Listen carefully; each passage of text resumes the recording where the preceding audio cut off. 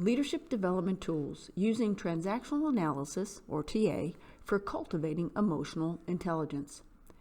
Many students and practitioners of leadership are often on alert for the latest concept, tool, or tip to cultivate greater emotional intelligence, or EQ. However, on our search for the latest and the greatest, we may be missing out on the nuggets offered by longer-standing conceptual frameworks and tools. For example, transactional analysis, or TA, is one such framework that continues to offer leaders support for greater self-awareness, self-management, social awareness, and social management, the 4 dimensions of EQ. TA originated in the 1950s by Eric Berne, a Canadian-born psychiatrist trained in Freudian psychoanalysis. While this training greatly influenced and informed his work, it did not define it. Unlike Freudian psychoanalysis, TA also focuses on observable communication and behavioral interactions, or transactions, as a means of healing and development. The 4 basic elements of TA include the theory of personality, or ego state model, the theory of communication, or communication model, the theory of script, and the theory of games. Personally and professionally, I find the 2 elements of TA, the theory of personality and the theory of communication, most helpful as leadership development tools for cultivating greater EQ. The primary reasons for this are the simplicity and the accessibility of these 2 aspects of TA. The TA theory of personality with the parent-adult-child model, or PAC, proposes that we live in and out of 3 basic inner states: child, adult, or parent. The TA theory of communication postulates that we communicate and behave in accord with our inner state.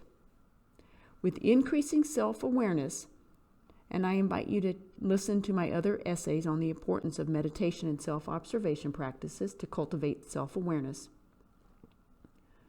But with increasing self-awareness, leaders can recognize with non-judgmental acceptance when they are in a parent or child state. Refrain from speaking and acting from that state. Release the attachment to the pattern reaction.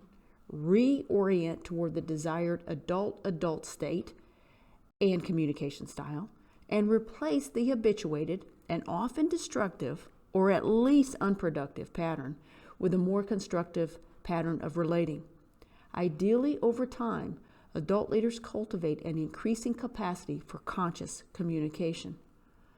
The parental state and style arise from collective memories or permanent recordings of unprocessed life experiences of interactions with parents and other authority figures, primarily from 1 to 5 years of age. One's basic sense of rules to live by, or do's and don'ts, reside here and cannot be erased. But please keep listening, because our adult can turn it off. However, when there is a disharmony between the parent figures, the impact is greatly reduced. This parent state and style is often recognizable by absolutes of should, ought, must, never, and always.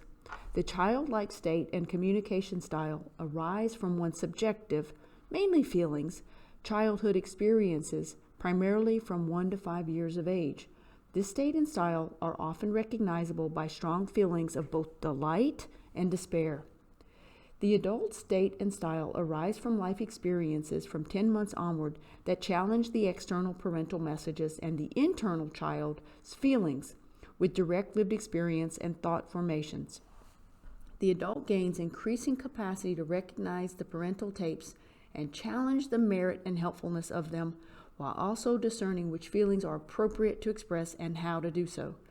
The adult is recognizable by the growing capacity to assess the validity or rightness of the information, incoming and child-parent tapes, and respond accordingly.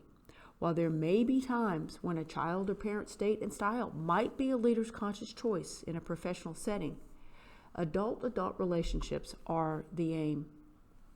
TA, an oldie but goodie as far as leadership development goes, particularly for cultivating EQ. So dust off that old copy of I'm Okay, You're Okay and reread it.